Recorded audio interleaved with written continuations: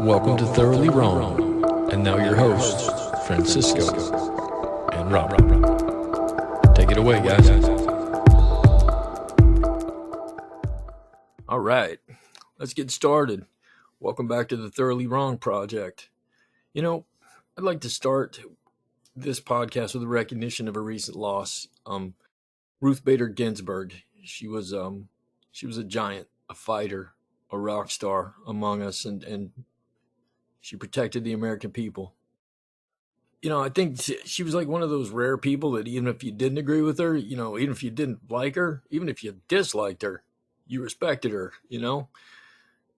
And I think to ignore her last wish to be replaced after the election cycle, coupled with this partisan bullshit, the infighting over the process to replace her, and it just seems like they're outright dismissing the legal and ethical guidelines. You know, watching our leaders, I say that with quotation marks, you know, they just ignore what's right and they continue on their path. They just want to, it's just this engagement in the pursuit of gaining a slight edge over the political rivals. And it's just sick. It's really sad. Have you seen that Lindsey Graham video from 2016, I think? It was when Scalia passed away and Obama wanted to replace him. And, you know, they made this big deal like, no, we're going to wait till after the election. Even though Scalia died, I think it was like 9 months before the election. Yeah. And, you know, they wait a long time for that. Yeah, they still wanted to wait. And Lindsey Graham, I think he's like the head of the Senate Judiciary Committee. He said, you know, like, we're going to wait. And he told like the whole like committee and the whole floor, like, you know, if this happens at the end of the first term of the next president, like, you guys can use my words against me, and, you know, I'll wait again. I'll vote to wait again. So it kind of like, you know, he's putting his word on the line, whatever, you know, that's worth. Yeah. There's like a video of him like saying like, if this exact scenario happens at the end of the first term, like we'll wait. So it's pretty interesting. I bet you Lindsey Graham sat at the kitchen table with his head in his hands when Ruth died. Didn't expect that to happen. Like, damn it. Or maybe he's just not gonna remember saying that, even though he saw the video. I don't remember saying that. Yeah, and I mean the video's like, you can't, like, there's no gray area. Like, he literally said this exact scenario. He didn't say like, oh, if it's like an 8-year term, you know, because that's like a lame duck president. Right. He said at the end of the first term, if, you know, there's a seat opening, I would wait, or I would vote to wait. So we'll see. And I don't think he's on the list of those 2 or 3 people that have voted to wait. So we'll see what he does. Well, I hope I would like to see it happen, because I don't know, just Ginsburg asked for it. I mean, that was her last wish. I mean, come on. Yeah. And did you see the video when they told Trump that she passed away? No. No, it looked like he was getting off the plane or something. And like a reporter told him. And I was surprised because he actually looked very like sincere. And he was like shocked. He was like, oh wow, like, you know, he like commended her like for, you know, her work. And he said, you know, things like, you know, whether you agreed or not with her, like she lived a great life, you know, and she did a lot of great things. And I was like, oh damn, like, that's actually pretty, you know, I didn't expect him to be that sincere.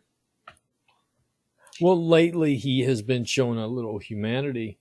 There were 2 police officers shot, one in the face, and she survived, and one in the arm.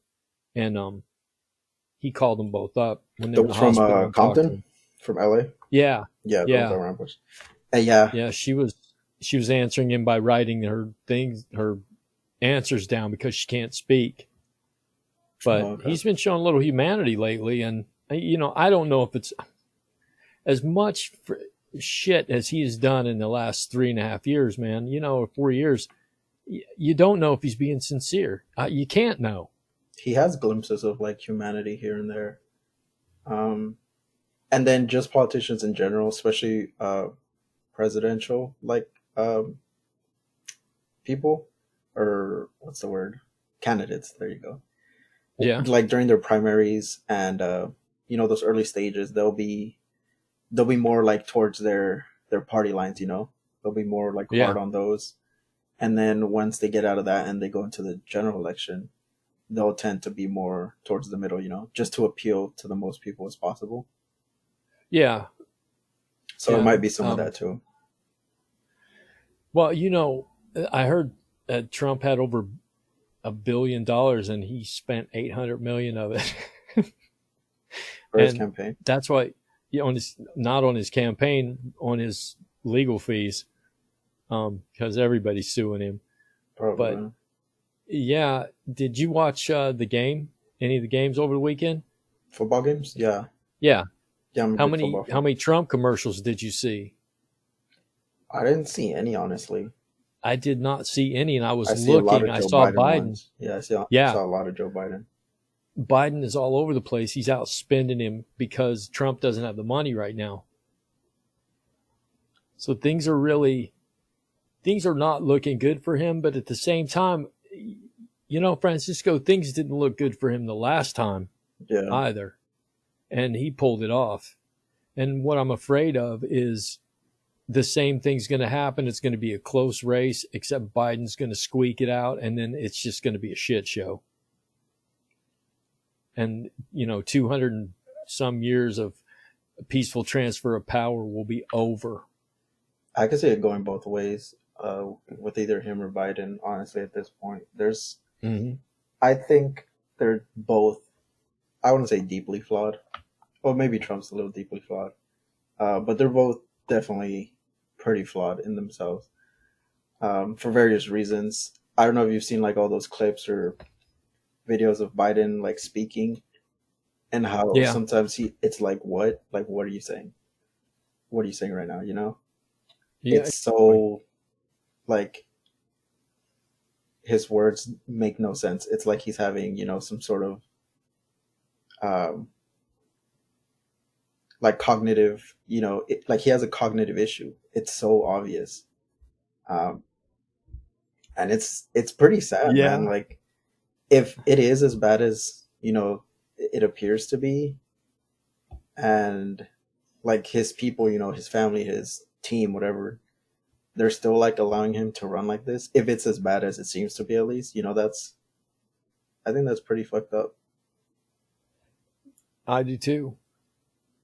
And there's so many other candidates that they could have gone with. The DNC. And I agree. But I don't know anybody that could have beat him. That could have beat Trump. I feel Bernie could have definitely beat him. Really? Yeah, Bernie, yes. Because Bernie doesn't strike me as the... Trump's very good at like insulting people, he goes after them. Right. To try to get that gotcha moment. Oh, he's the king of personal attack. And I think back in 2016 with Hillary, they tried to beat him at his own game, and it obviously didn't work.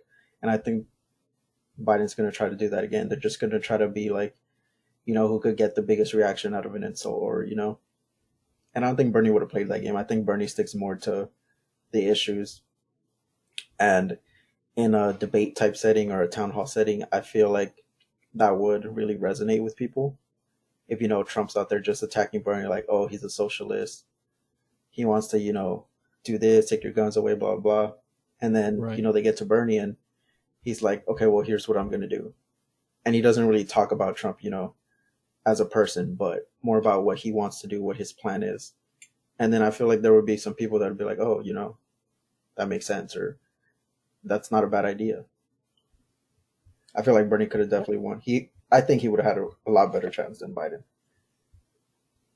What about your guy Yang? What about him? To me, Yang is like the closest thing you can get to like a perfect candidate. Did you ever see that video I sent you or I told you to watch? Yeah, yeah, His podcast with Joe Rogan. yeah.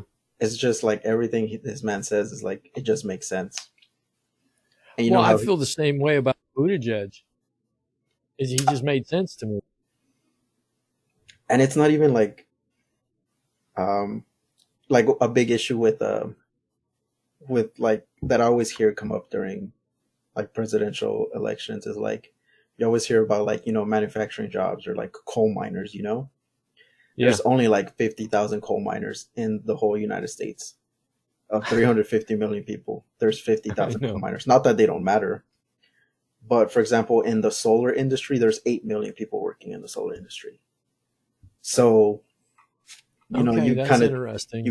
tell me which like which one's more impactful, if 8 million people lost their job or if 50,000 people lost their job. Not that it's a good thing for either of them to lose their job. Right, right. No one should lose their job, but well, how And many people? Then again, how many people are in the solar industry now? there's millions of people in the solar industry. There's I mean, I'm sorry, wind, that I don't know, but I mean because it renewable was energy um, is just growing by the day. Companies, that whole thing, that whole genre. So I mean, they're only going to get bigger. The manufacturing jobs, as much as people don't like to admit it, a lot of them aren't going to come back because uh, one, there's either cheaper labor, over shores, or one thing that a lot of people don't talk about that Yang's really big about is automation. Automation is people are huge, afraid of automation. exactly, and they don't talk about it. Like candidates, they don't like to talk about it because automation equals your job's gone like for good. Yeah, They can't promise it to come back because it's not going to come back. I know you wanted to pull back all the auto workers, and the inside of an auto factory looks like some 23rd century fucking robot Yeah, you thing. go to you look inside of a like an Amazon factory. That thing's filled with robots. They drive themselves. I see Yeah, this video of them, like they don't, how factories would usually have like forklift drivers. yeah. Um, these I used to machines, drive a forklift in a factory. yeah, these machines they just drive themselves now. There's like little like QR codes on the floor, and it tells them where to go. They never crash into each other, stuff like that. And yeah, man, like automation is huge. Um, the trucking industry, like Yang says, there's like over 5 million truckers in the United States, and a good part of them, if not most of them, will be gone like within the next 20, like 10 to 20 years. And nobody's talking about that. There's That companies, is the most vicious job I ever did in my life, exactly. So driving a it's truck. hard, right? You're driving Yeah, for um, like 12, 14 hours a days at a day. time. No, that's not true at all. Well, don't they have It, like the regulations now for logbooks. shifts? Yeah, Or do and I they just used to carry. Now that I'm not doing it anymore, I used to carry two logbooks, one for my company and for me to log my real time, and one that looked like I was driving the 10 hours a day, the 12 uh, hours a day. and I'm sure So if I got you pulled weren't over, I alone. pulled out the logbook that said I'd been asleep. I used Yeah. to drive into a truck stop and tear the sheet out of my logbook and say that I'd slept for 8 hours and just keep driving. And I'm sure you weren't alone in that.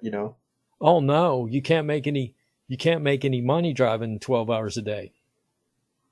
And the You can't thing, make any money. yeah, the thing with, these, the automation that's coming, it's like these trucks, they're not going to stop. The human element is, is going to be so like diminished. There's going to be very few accidents. Just everything points to like, why not have that instead? It's better. It saves the companies money. It saves them, they don't have to pay like insurance for liability or car crash and stuff like that. It just makes so much Well, sense and nobody talks about it. well, let me ask you the uneducated American question, okay? Hmm. Where the hell's everybody going to work? Um, what I would say is like all these people. the whole thing that, oh, well, let's start retraining people, for other Right. jobs, other types of jobs. And like I said, I've watched this Yang interview like 20 times. So if I like sound like a broken record, because I'm pretty much gonna say what he's saying. Okay. Um, like we've tried the whole retraining when all the car companies left, and we're not very good at it, at retraining people, especially the older they are. Um, so it's gonna be tough. That's why he's very big on UBI, Universal Basic Income. It's not gonna be like when you hear that, universal basic income. A lot of people think like, oh, you're just gonna get paid to like do nothing. Right. And then people think, oh, that's not a good idea. Like, I like to work for my money and like all this. And I really encourage people to watch that Joe Rogan interview with him, because he really goes into detail into how it works and why it's gonna work. Why it's not just giving people $1,000 every month. It's not that easy. It's like more complicated than that, but in a way that it works.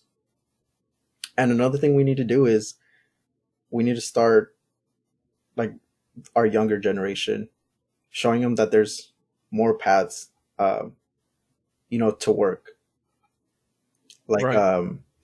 one thing that we're not very good at here in this country is like trade jobs, vocational jobs, being a plumber, an electrician, a welder, all these things that in reality they pay very well. You can make upwards to six figures, if not more, being a plumber, an electrician. And a lot of these people that do that, they're in it and they have like zero to little debt, Yeah. from like school loans or anything like that. And if you look at it, like our high school rate for kids that are that are in some sort of vocational or trade skill is at like 6% right now, which is very low. In Germany, they're like at 60%. Whether they stick with it or not, at least they try it. At least they know that that's an option. If they try it and, they pick it up and they decide they like it, great. They'll pursue it. But to not even show them that that's a choice, I think we're doing like a great disservice. And part of that is because this whole, and I've talked about this with a few other people. I think here college is huge. Everybody pushes college. It's college, Yeah. college, college. As soon as you graduate out of high school, like, oh, where are you going to school? What do you want to do? And a lot of people just aren't meant for college, and that's not a bad thing. It doesn't mean they're I dumb. know. I went to school with thousands of people who shouldn't have been there. Yeah, and it doesn't mean they're dumb. It doesn't mean they're stupid or that they're useless or anything. They're failures. That's a big thing, especially like for different cultures. I know, like in a lot of Hispanic communities, like if you don't go, especially like kids of immigrants, you don't go to college after high school. Like, oh, you know, your your parents sacrificed everything for you to not go to college, and it takes a toll on people. But And that's what about overseas? You said overseas. A lot of people are in trade schools. Why do they come here and force themselves into colleges? Why force their children into colleges? well, I don't think those people are. They're not like that 60%. Those are people that like high school kids that have some sort of trade skill class or a program that are in it. Yeah. Whether they pick it up or not, that's they're on their preference. I'm pretty sure the people that tried over there and they like being an electrician, being a plumber, like they'll stay there and try to be a plumber. Um, but the other kids that you're like, oh, no, I want to go into like uh, business administration or economics, or whatever. They'll either stay there for their university or they'll come here. So it's not all of them. It's not like they're becoming plumbers and then just wanting to come over here. It seems to me like America's going backwards from the rest of the world because, and I know I'm showing my age, but when I was in high school, I had shop class and I learned to weld in high school. and I learned to do auto body in high school. I learned to work on cars. And nowadays, shop is gone.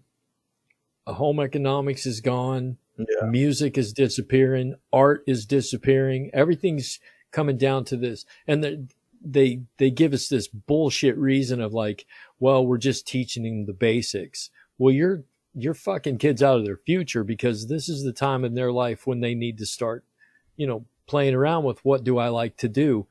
But our kids nowadays, and I'm not saying it as some fucking crotchety old man, I'm saying it because I can see it. Our kids are leaving high school completely unprepared for adulthood, completely.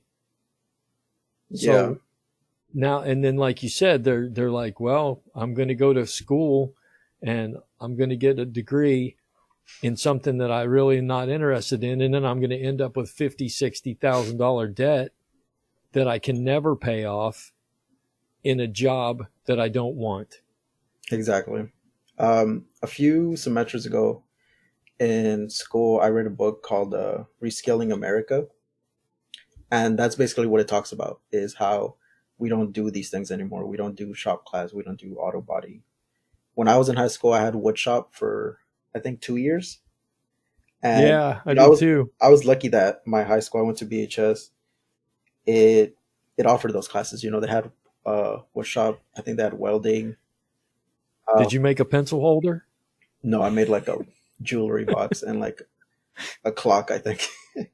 I made a pencil holder in like 7th grade. I remember that. But a lot of these schools don't have those options anymore, or they never did in the first place. And it's just so unfortunate, because those things aren't bad, to learn, to know. And no, of course not. I mean, like, if you want to work on your car, I mean, I know nowadays you really can't work on your car. So what's the difference, right? Yeah. I mean, there's new cars that you have to take to the dealership to fix. Yep. But just all these different, and like those jobs are very hard to automate. Like, we're not going to have a robot plumber, a robot electrician, like come to your house and, fix your stuff. Because that takes a lot of, like fine motor skills. And it's a lot easier to automate simple cognitive skills than it is difficult motor skills. Right. So like call centers are going to disappear. There's hundreds of thousands of people that work at call centers. In restaurants, like I'm pretty sure in the next few years, whenever you go through the drive-through or any fast food place, like the only people that might still be working there are like the cooks, even when you go to restaurants, I mean, if you can remember the last time you went at a sit-down restaurant since this whole pandemic, you would see like those little tablets, like on the table, and you could like order your dessert, ask for refills from there. Yeah. That's just the beginning. There's like shopping malls all over the country, like closing down. Like, I think they said, Andrew Yang, he was talking about how by 2030, 30% of like shopping centers are going to be shut down. Those are huge like industries where people hold jobs, retail, the food industry. Yeah, brick and mortar is going to be a thing of the past, not too far into our future. Yeah, like you look at here in town, the Sears store that's right here at the mall. Yeah. You know who's going to take over those stores? Amazon, eBay, all these big, huge companies and they're not even going to be like stores, they're going to be like distribution centers or fulfillment centers, so they could get the things that people buy online to them faster. Yeah, same day stuff. Yeah, so that stuff's going to be like just full of robots, So well, go ahead. I didn't ever order from Amazon that I remember before the pandemic, Francisco. I just didn't.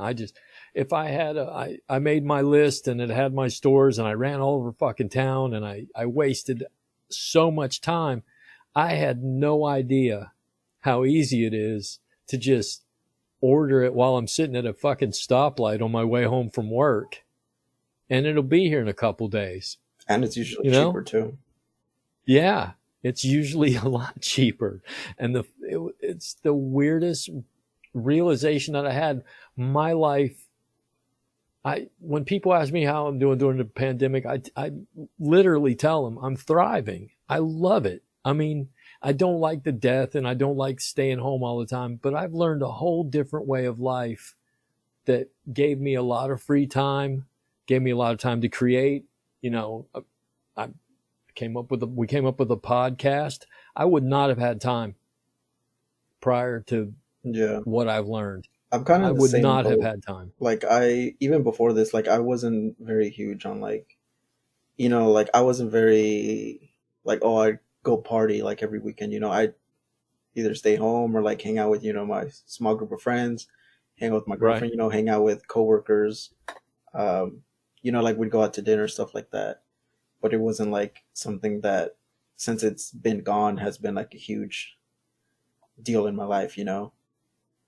Like, does it suck that we can't, go hang out like at a Right. restaurant like before? Like, yeah, it sucks, but I don't feel like, oh my God, I'm like depressed. Or it's affecting me so bad. Exactly. I mean, I know it does to a lot of people, and that's terrible.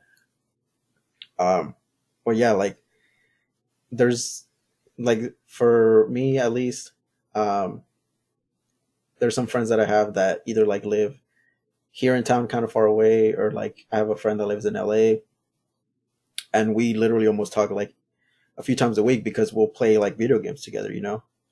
And like Right. that's our hanging out time or our bonding moment, with my friends. Like we're together but not together.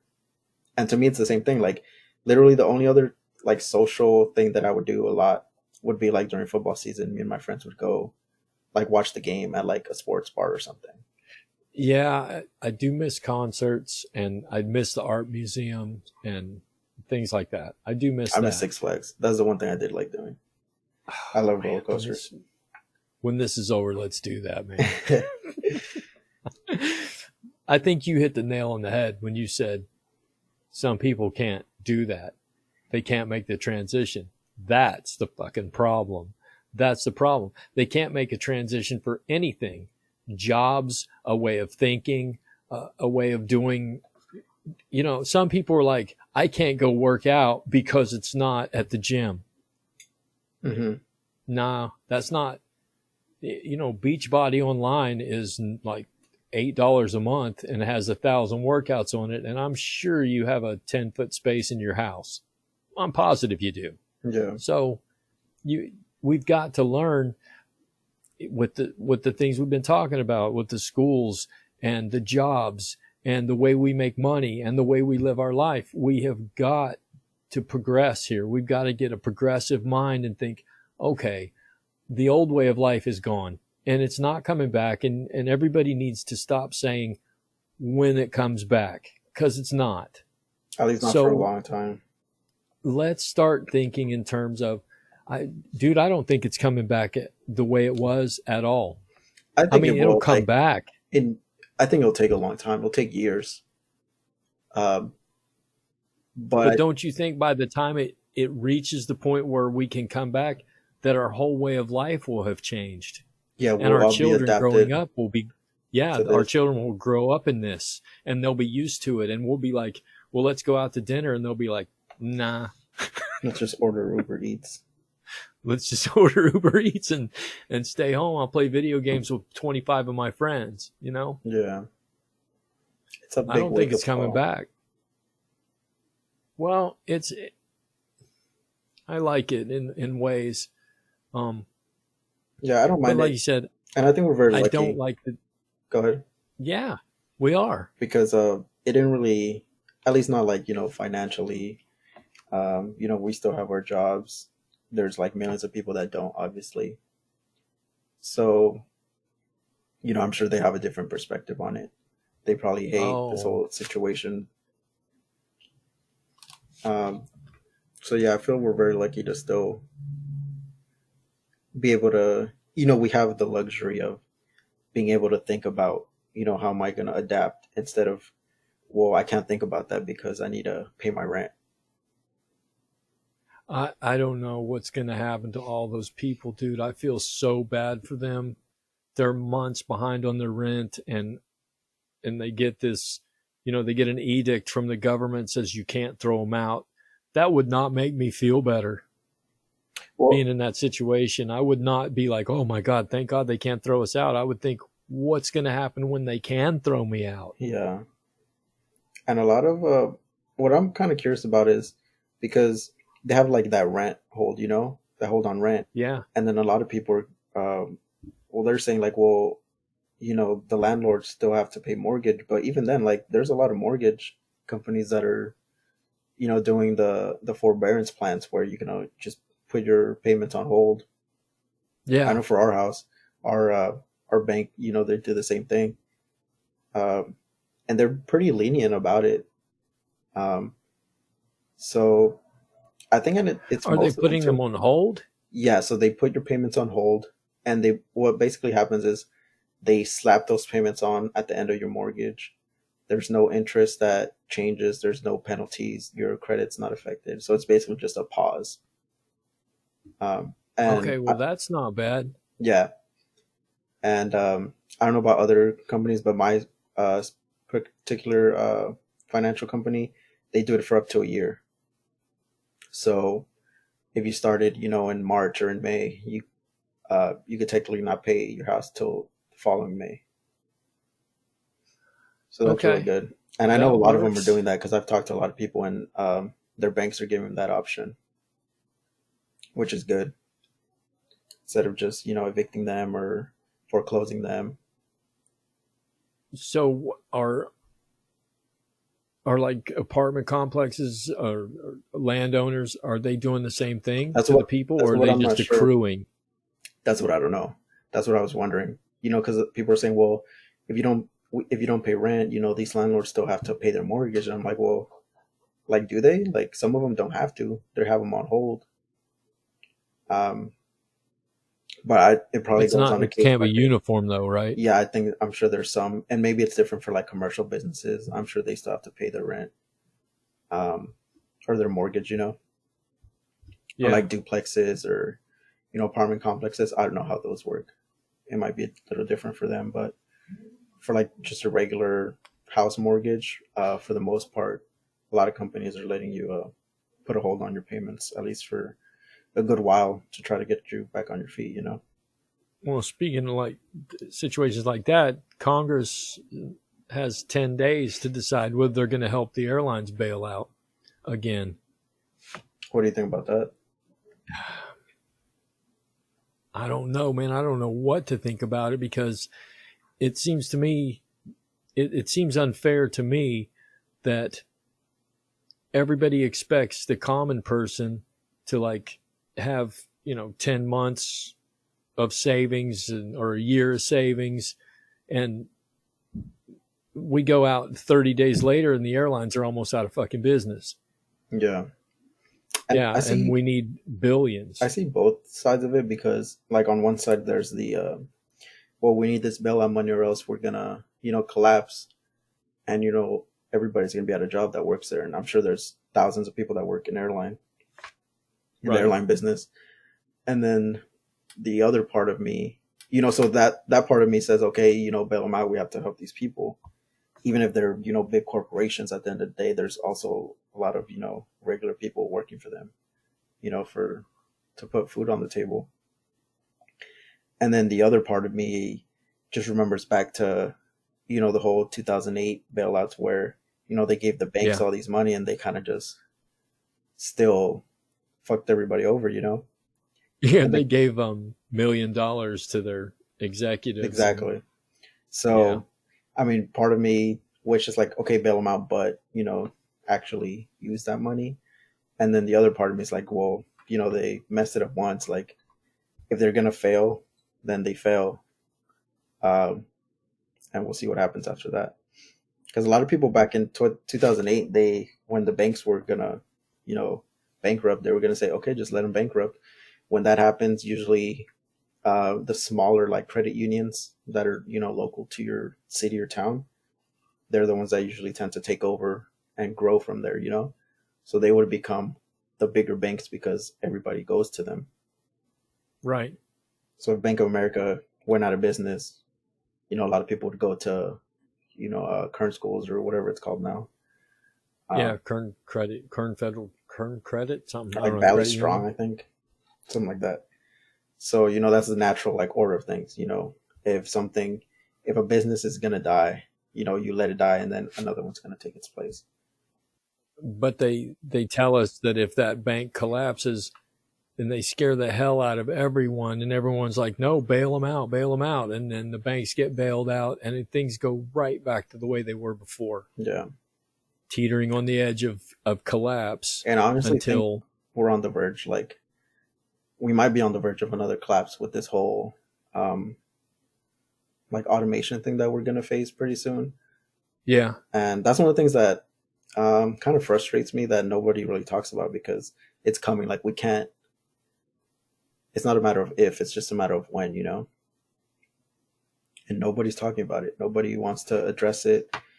Both candidates are just like, oh well, we'll bring those jobs back. We'll penalize these companies for shipping the jobs overseas. You could do that, and they'll bring their factories back. But guess what? They're going to fill those factories with robots, and you're still going to be out of a job. You're So, still going to be out of a job. so what? No, you can get to build the factory. That's true. So it's just and it's not just that, but so many issues they just look at them the wrong way, and instead of And they're very vague. yeah, They're very, very vague. When it says, candidate Biden, how are you going to fix the economy? And Biden's like, well, we're going to bring back the jobs, and everybody claps. And then President Trump, what are you going to do? Well, I'm going to force the companies back by, doing some horrific tax situation, and everybody claps. And then no one says, how are you going to fucking do that, guys? exactly. And then the way our government's set up, it's very slow moving, by design, almost just because we have the whole like checks and balances and Congress Yeah. and Senate and the House and so they could say all these big grandiose things they want to do, and then during their 4 years they'll maybe get like one or two of them done, if that. Yeah, I like building the wall between us and Mexico and have Mexico pay for it. That one. So it's just this whole election process. There's like so many things that I think are wrong with it, from the way they um, address the issues to even the way that they're elected. I think the electoral college is a joke. The way it works, the way it's set up to work. There's a reason why um, the last presidential cycle, I think, Hillary Clinton came to California like one time because she didn't need to come. California's in the bag. Yeah. But I'm sure they went to like Ohio and Wisconsin and Florida like 30 times. Yeah, well, Trump didn't come to California either. Yeah, because he knew he didn't have it in the bag, and he couldn't bag it, so why waste his time and waste his money? Exactly. So, and that leaves Californians out. So there's like a lot of different options that people talk about. I honestly don't know what the best option would be, but I know it's for a fact it's not the one we have right now. This all or nothing. There could be 100 million people in California, and 50 million and one vote for one side, and then that side gets all the votes. Like to me, I feel like that's just, it doesn't make sense at all. That may have worked. I can't say for sure. Historically, that may have worked better when there were far less people. Yeah. And that's like one of the slow-moving government, far less people. And you didn't have roads to pave and far less people and all these things that you have to do now in order to run a modern culture. And a modern culture is fast-paced, and it's changing way faster than the law can keep up with and the government can keep up with. We need a government that can act when it needs to act instead of this thing that we have. Yeah, and I think the way we do that is to find a balance between like acting quickly and swiftly, but also not, because I like the whole checks and balances system. I think it's a good idea. For when they wrote the Constitution and stuff, I think that was like great, like foresight into how we were going to work. They were smart into like, well, we can't give too much power to one side because it's just going to be like England all over again. Right. We just have to find a way to make it actually work for us, because I don't A think it's doing that multiple right now. party system would work better. Yeah, the whole left and right, like red and blue. I think it's, again, just so stupid. Most people don't fall within one or the other. They're kind of in between or a little bit of both. I'll tell you right now, I for myself am pretty much right down the middle when it comes to the issues. When it comes to like social issues, I lean more left, just because it really doesn't make sense to me to treat different people differently. Yeah, Like the same if way. you're, LGBT, and you want to get married, like I don't get the people that are fighting against that. Like they're not marrying you. Why does that? It could offend you whether you're religious or whatever, but it's not illegal to get offended. You know, I know there are no constitutional amendments to protect you from being offended. I yeah. know it. And there's no, like, they don't want anything extra. They want the same that you have. I know. So on all the social issues, I tend to be more, a lot more left. So I'm like, I'm pro like gay marriage, I'm pro choice. And then on the like other issues, I'm kind of like in the middle. Like, I don't believe like in super high taxes. I believe in like reasonable tax rates for, anybody. It doesn't matter who it is. I don't believe there's some people that want like a 70% tax rate on like the millionaires and billionaires. And I don't care how much money you make. If you're getting taxed 70%, no. You could be Jeff Bezos, and 70% tax, I think that's insane.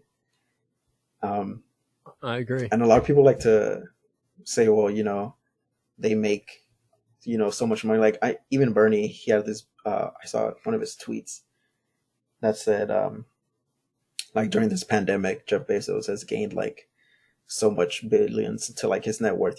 He gained like 30 billion to his net worth, let's say. Right. And to me, that's just very like inaccurate of the whole picture. Because if you really think about it, a vast majority of his net worth is from Amazon stock, because he owns Amazon. It's not like he has $180 billion cash in the bank or in his house. Right. It's not liquid. Right. It's tied up in investments, of course. Yeah. So when people say like, oh, if you take all his money and you do this with it, it'll solve all these issues. Well, he doesn't really have that money. If you take it from him, you'd be taking stock away from him, and then you wouldn't have Amazon. Yeah, you devalue the company so much, and Amazon would go away. And then what do you have left? So when he says things like that, I'm like, well, that kind of doesn't paint the whole picture. And then also at the same time, like, how did he gain so much money? Because people stayed home, they bought a bunch of shit on Amazon. It's not like he gained it just out of nowhere. He didn't cause like it. we gave it to him. You can't sit there and be like, oh, well, Jeff Bezos, he made all this money and then turn around and buy, a TV on Amazon. You're giving him the money. Where's the candidate that I would wholeheartedly back in my life? The guy or the girl, or I don't care who they are. But where are they? Where they're like, let's give everybody equal access to education, equal access to health care, let everybody get married and divorced the way they want to live, do, all those things that you talked about, all those social issues, and at the same time turn right around and be fiscally fucking responsible. Where is that candidate? Where's the one that's telling the truth and the one that's going to say, okay, we need to fix this system. It's broken. But Andrew Yang 2024, I'm telling you. Buttigieg, baby. Buttigieg. So yeah, it's just, and I think most Americans are like that. They're not, they identify, I'm sure based on whatever issues matter to them the most. they'll identify with that party. If you're a small business owner that employs a few people, like a dozen, or 2 dozen employees, the economic issues really matter to you, because you have to pay your taxes, you have to pay wages, you have to pay all these things. And then if you're someone that's trying to get married in a state that doesn't allow gay marriage, I'm sure that issue's at the forefront of your concerns. But that doesn't mean you're necessarily like a down the line person. Like I said earlier, I'm very like left leaning on the social issues, pro-choice. I'm the I'm very I know a lot of people, especially now, it's a growing trend. They're very against like capitalism, but I'm very pro capitalism. I've always believed that if you work hard, you should be rewarded for it. I agree. If you spend your whole life doing something to achieve something else, and I think that just comes from me witnessing it myself, not with me personally, but not that I don't work hard. I try to at least, but like even me, like growing up, like my dad, he worked at a tire shop for almost 20 years, and during that time, he was like saving up to the point where he was able to open up his own tire shop, and now he's his own boss. He doesn't answer to anybody. He just he runs it himself. So I believe that wouldn't have been possible without not only being here in this country, but like capitalism. My grandfather was a coal, and he bought his own coal mine. My dad drove a truck for 55 years, and for 40 of them, he owned his own trucking company. So I get it, man. The harder you work, the more you should get. But yeah, and I know there's people that work their ass off their whole life, and at the end of the day, they're still like off bad. They still don't get what they deserve. They right. work hard, and at the end of the day, they still get the short end of the stick. And I know it happens. I know it happens a lot. And I wish it didn't, but I just don't like the whole idea of. I mean, I haven't looked too far into it, but like the whole like socialism thing. Yeah. I just don't think, just because I've never seen a place where that worked, where it's ever worked. Well, they fail. Because it's not human nature. Socialism is not human nature. A lot of them tend to be paired with like bad governments, dictatorships. Like in China, they have exactly. Yeah. So maybe it's that. I don't know, but I've always been like the believer of the whole bootstrap thing. Pull yourself up from your bootstraps. And again, I know it doesn't happen for everybody, and I know it's sometimes very hard to do, especially depending on where you come from. But I know for a fact it is possible.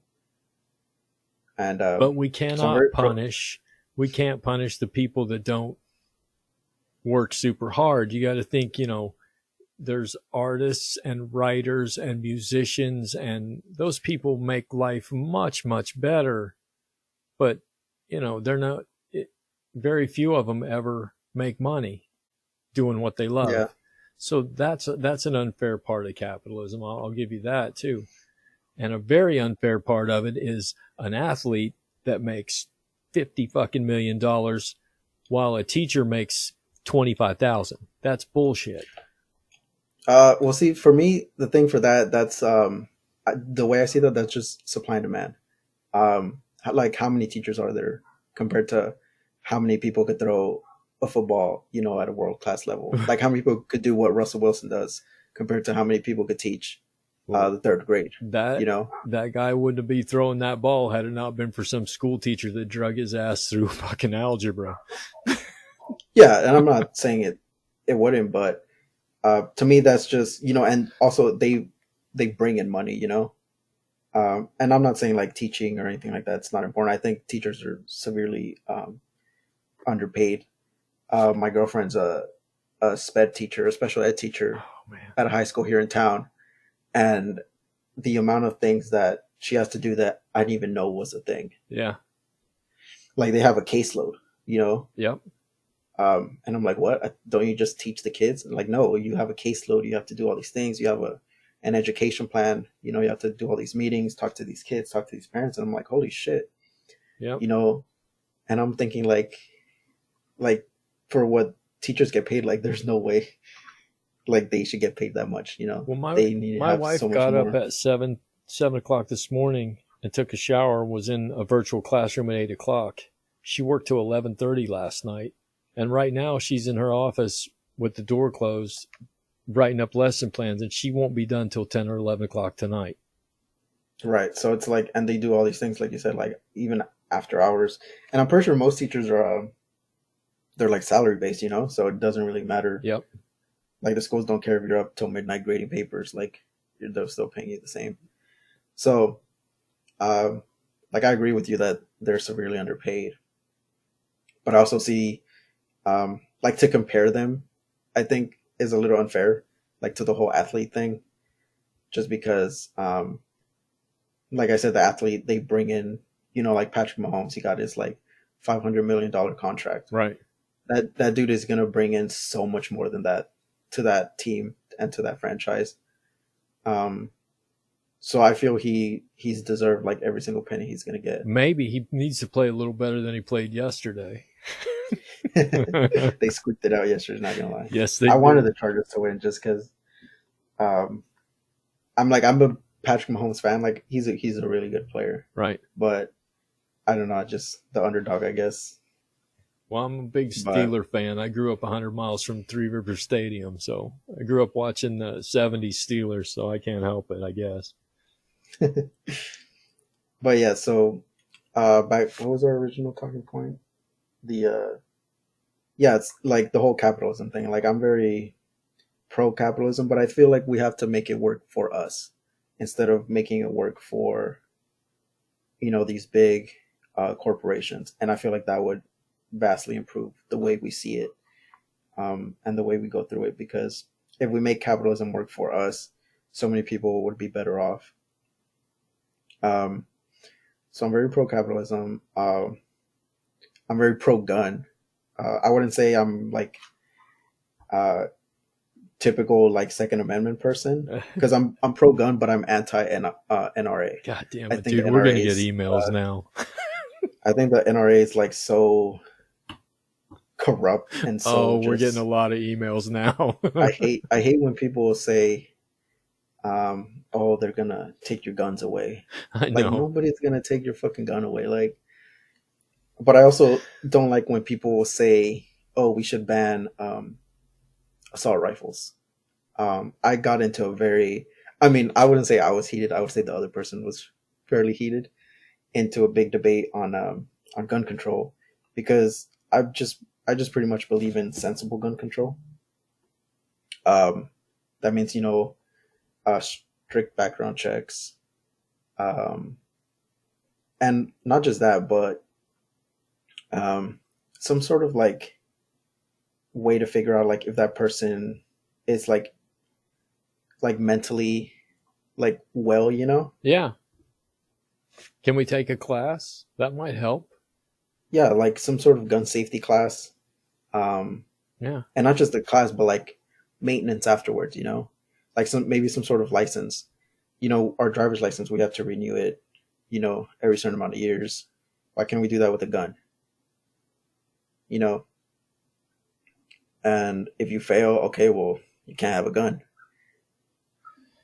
You are opening a So, can of worms here, brother. and then even like the whole assault rifle issue,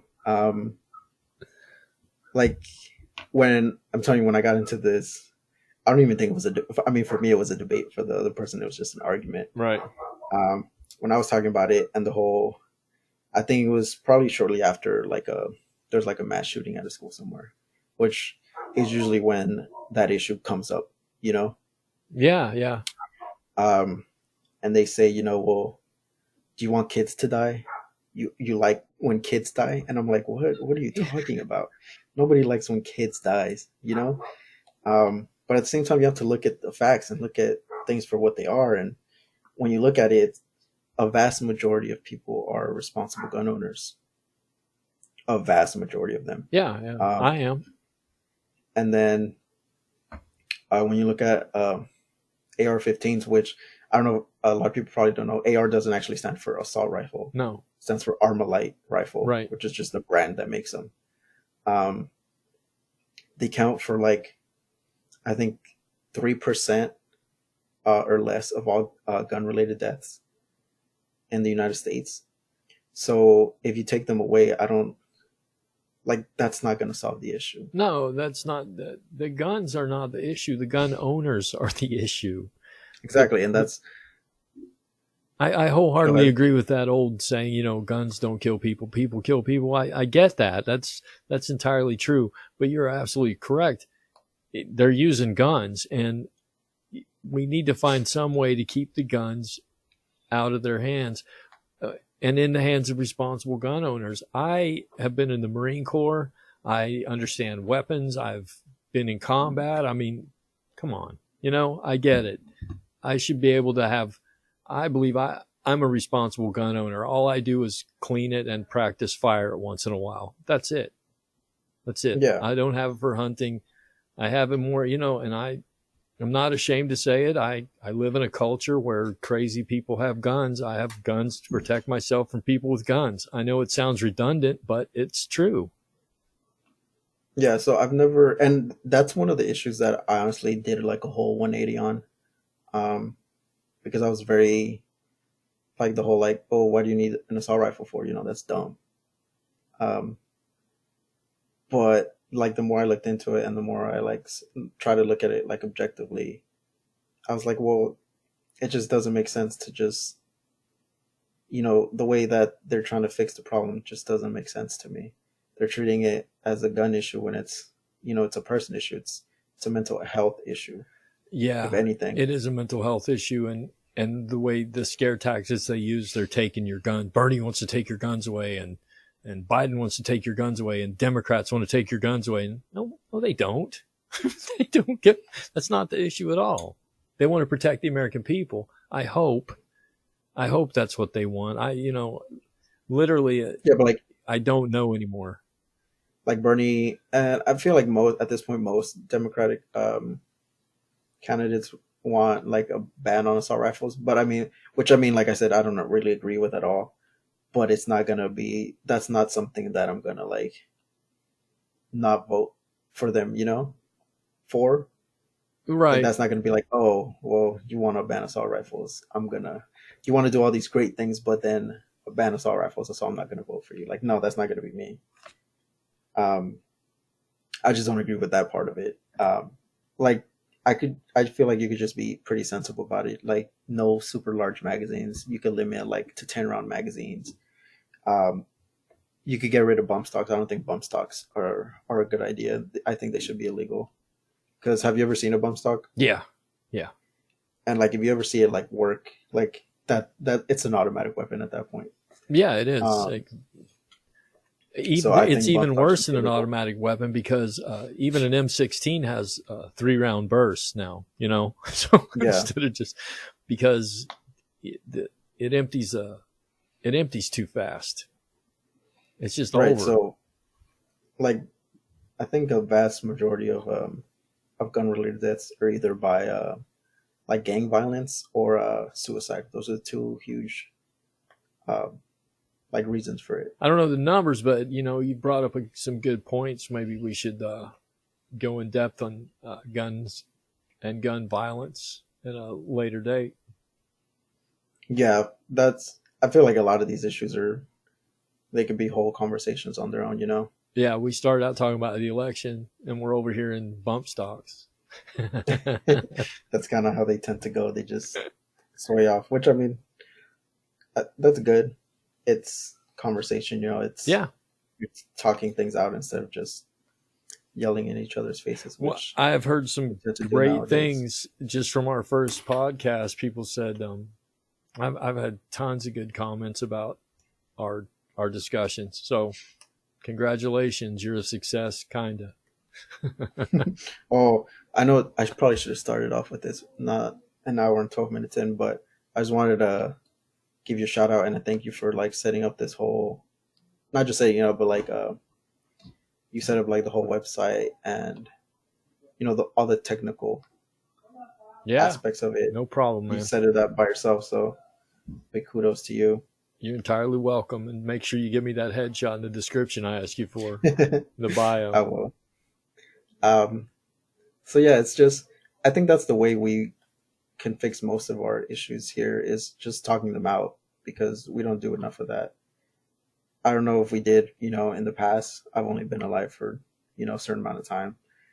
But since I've gone to the age of, being able to like not get super into politics, because I'm not super into them. Right.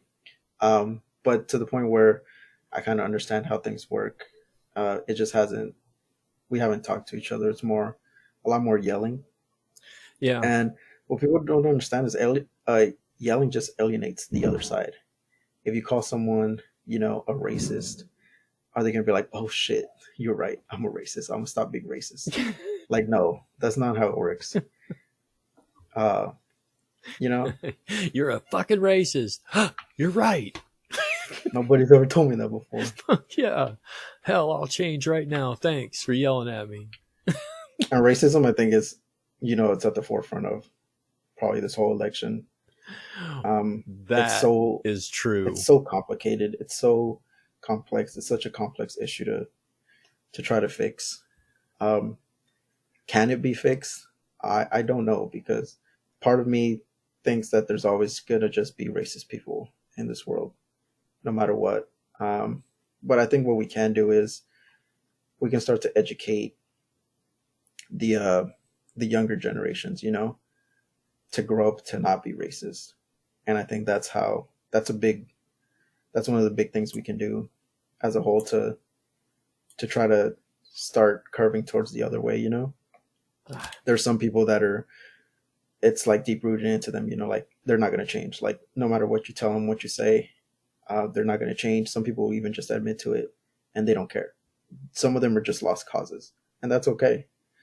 Well, according to our president, there's good people on both sides. And there's people that you could talk to, and like they'll be, super nice, super welcoming, super, gracious, and then they'll see like a person of color and like say something racist, and you're kind of like what? Yeah, exactly. I know. So it could just come out of nowhere.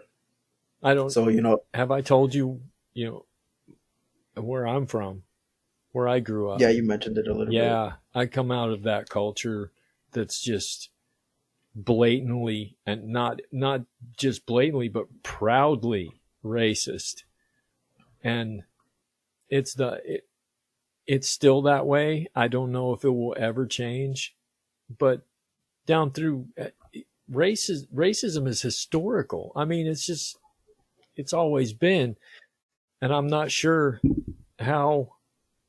And I know what you're saying is let's teach our children that being different is okay, but how in the fuck do you do that? I think there's not like just one thing to do, but like integration, I think, is a big thing. So, when you go to school as a little kid and, you see all types of different kids there. Yeah. And, you play with them and you like hanging out with them. And then you go home and your parents tell you like, oh, Mexican people or black people, like, they're not good. They're lazy. They're, violent, blah, blah, blah. And then you go to school and, your friend's like this little black kid that's super nice to you and you guys have fun every time. I think at some point the kid's like, well, not really, it's not like that. And I think when they get older, they realize like, no, that's not the case. So I think that's a big thing. Getting that exposure, if you're just in a community of people that think a certain way, you're going to grow up to be that way. If you grow up, go to a different school, go to college, move to a different city, and you get to experience like different types of people, you're going to see that we're literally all the same. I moved away from West Virginia for the first time when I was 6 years old, and I had never ever seen a person of color. in my life. I didn't know that existed because I was from Appalachia. And back in the early 70s, we didn't have television, and it just wasn't something that I knew. And the first time I still at age 55, I still remember the first time I saw a black person and a black kid, and it was my age. And he asked me if I'd come outside and play, and I went outside and we were playing. And ever since that day, no one ever told me that was wrong until I visited my grandparents back in West Virginia. And they had seen pictures of me playing, and there was a big problem. So now I have this psychological thing where I know it's okay, but I don't like being judged by other people because I'm a kid. So we've got to do the duality of not letting other people judge people who are integrating cultures. Yeah. Yeah. And that's a rough thing to look at. That's a rough thing to do. And it's also hard because, like, especially for like little kids, they get it at home, you know, like the prejudice and the racism. Yeah. They get it from people that, you know, they love, their parents, their grandparents, their family. So it's very hard to go against them. Yeah. Yeah. So you kind of just fall in line, you know? I didn't so much fall in line as I tried to keep my friends away from my family. Yeah. And that puts pressure on you again in a different way. Yeah, it's a very like tough cycle to break. But I think it can be done, at least to the point where it's not, you know, so damaging that it is today. Yeah. And I think another thing people need to do is acknowledge that there is a lot of racism in this country. A lot of people don't like to acknowledge that. There's, you know, like they say, like this nation was built on the backs of slaves. Yeah. And that's 100% true. Yeah. Whether they like to admit it or not, like that's what happened. You know, like the White House was literally built by slaves. Yep.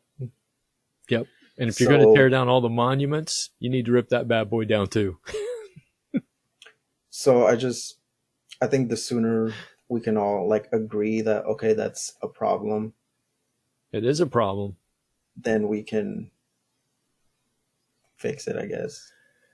There's a lot of like nuances to it. There's, you know, the whole police, like the whole police issue, police brutality. Police brutality is a huge issue in this country. It is. But at the same time, it's also like I said earlier, there's extremes on both sides of it. I know a lot of cops, man.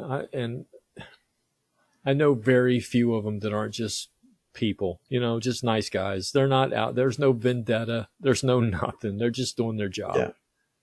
And like, there's, like the whole, like BLM thing.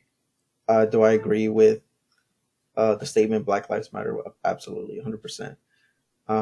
When people say all lives matter, to me, like if you look at it as a statement, do all lives matter? Yeah, sure, whatever. But they don't say it like that. All lives matter was never a thing until Black Lives Matter was a thing, you know? Right. That was a protest to their protest. That's what I don't agree with. When you yell it, when someone says Black Lives Matter, you should be like, yeah, that's literally the only answer there is. Yeah. Yes, they do. Not, oh, all lives matter. Of course they do, but that's not the point. You know, or Blue Lives Matter. Like those are all protest to a protest. So the redundancy of protesting. Right. But then even within the actual organization of Black Lives Matter, I know like some of the founders have stated that they're like trained Marxists, which I was like, oh, that's kind of, you know, questionable for me. Right. They have if you go on their website, they have like almost like a mission statement and a vision statement for them as an organization. Part of which I mean, most of it, it's pretty like, yeah, that makes sense. Like support, your black community support, trans people in the black community because they're one of the most like um, hated groups like in America. Right. Like trans black people, it's crazy how much hate they get from in and out of their own community. But one thing that they mention is they they're not so much against, but they're kind of. Have you ever heard of like the term nuclear family? Yeah. So it's basically like your mom, dad, kids, Right. The core family. family unit, right? Um, I kind of stretch it out a bit more to it doesn't necessarily have to be a mom and a dad. It could be a dad and dad, mom, mom. Like it doesn't. Some people are very strict on the Yeah, mom and absolutely. dad aspect, but to me, as long as it's a two-parent household, Yeah, parents. studies have shown that those people, regardless of if you grow up in a two-parent household, regardless of you know race, you're most primed to succeed. Yeah. And I agree. I say we should 100% like push towards that. And then on their website, it says I forgot what the exact word. I don't want to say devalue, but they kind of say like, well, that doesn't have to always be the case. And I agree that's not always the case, but that should be our goal. You want to have that family unit, you want to have that support system. So with that, those like little small aspects I kind of disagree with. Doesn't mean I disagree with the whole organization as a whole. Um, and that's one of the things that I don't like is you can't disagree with something, even if it's partially without getting fully attacked. Right. You're either with us or you're against it. The false dichotomy Yeah. argument. Yeah. And it shouldn't be like that. No. 100% like Black Lives Matter. That's not.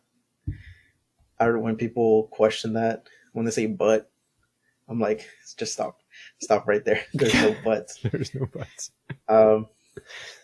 It's like cancer. Like when the NFL has like breast cancer awareness month. Like, oh, what about colon cancer? What about skin cancer? Like, no, like that's not the point. That's not what we're talking about like, this month. Obviously, those other cancers matter. So it's just very complicated. Police brutality is such a big issue. And I think part of the core from that issue comes from the fact that when you give a human being, in this case the cop, like complete power over another human being, it causes issues. There's cops that go on absolute power trips. Yeah, and there's cops that goes back to the gun issue. And there are some policemen that are mentally ill. That's just all there is to it.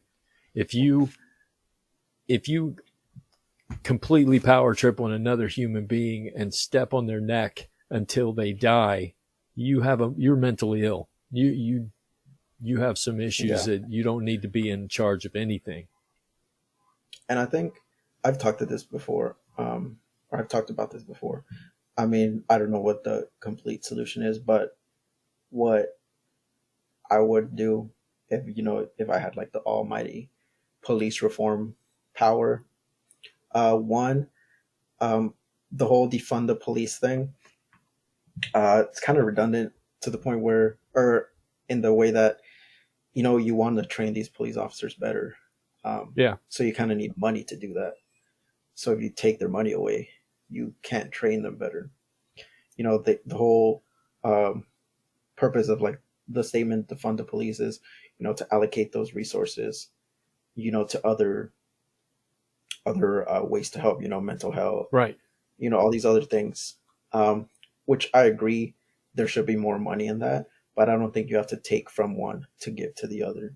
I think at this point we're able to kind of just give a lot more to both, but the police money, spend it on training. They're severely undertrained. Yeah, don't defund the police. Redirect their funds that they do have. Right. So, update the training. Like their training is a joke. They have like an academy for like a few weeks and here's the gun, And swear to uphold the Constitution. See you later, buddy. Yeah. And I think police officers should be held to like a very high standard.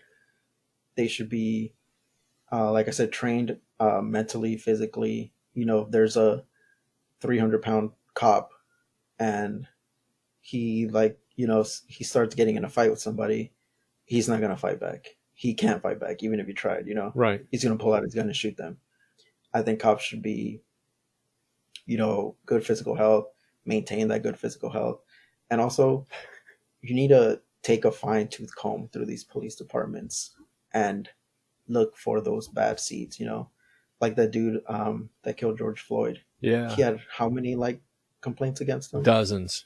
Like he should have never had that badge on in the first place. Yeah, I agree. And then another thing, like part of the training is like continuous training, continuous mental health training. Because you could go into the police academy, this complete green dude that wants to do good, wants to help your community, and then 10, 15, 20 years down the road, that shit that you have seen fucks you up. It fucks you up mentally. Well, of course. And you see things differently.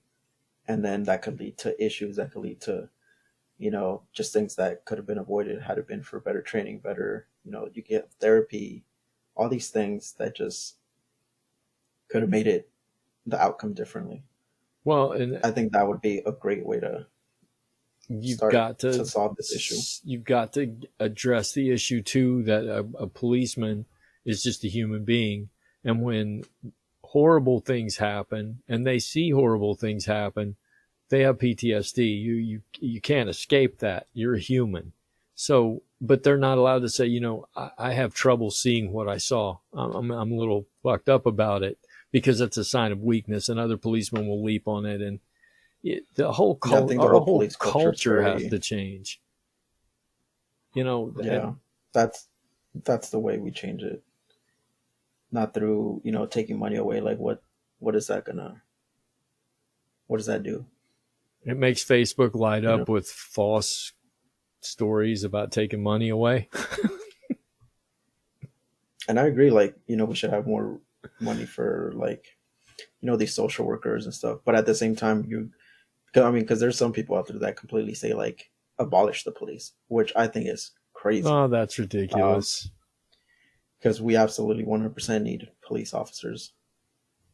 You're not going to send, there's a domestic dispute and one of the people has a gun. You're not going to send a fucking social worker there. No social worker in their right mind would go out to that call. I know a couple social workers I would send.